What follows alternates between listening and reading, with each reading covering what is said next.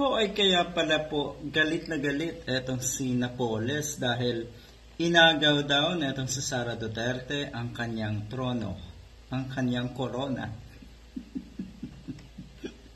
Kasi ang sabi nitong si Congressman Saldico, paglustay sa 125 million confidential fund ni Sara Duterte, mas masahol pa sa hayop? Ay hindi, mas masahol pa daw sa Napoles PDAF scam. 125 million. Sinabi ni Sara Duterte, maliit lang daw yan. Kung sila daw ay magnanakaw, sisiguraduhin daw nila na malaking halaga na talaga, billion-billion. Yun na nga po, billion-billion naman po talaga ang nanakaw nyo na. Yan ang totoo, kasi at tagal nyo na nagnanakaw daw sa gobyerno.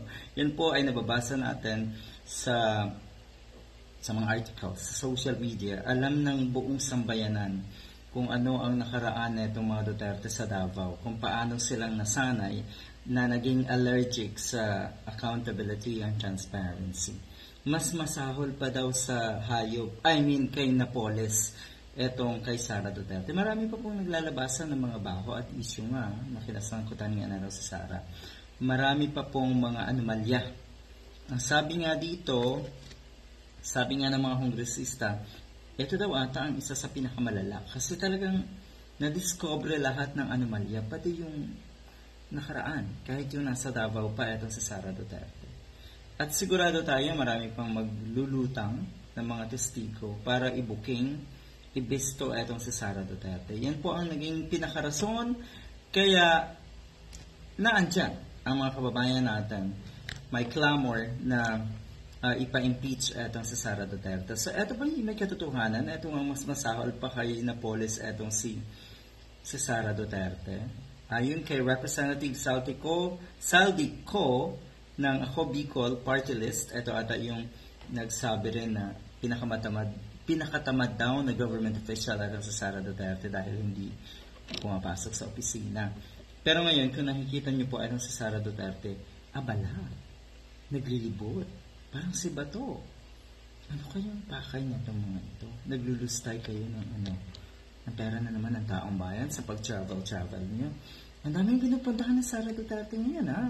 Magugulat ka talaga. At kung dati, sabi niya, kumikilos daw siya, pero kahit wala daw photographer, kahit wala daw picture, kahit wala daw mga resibo na lumalabas sa social media. Yun pala ang ibig sabihin nun.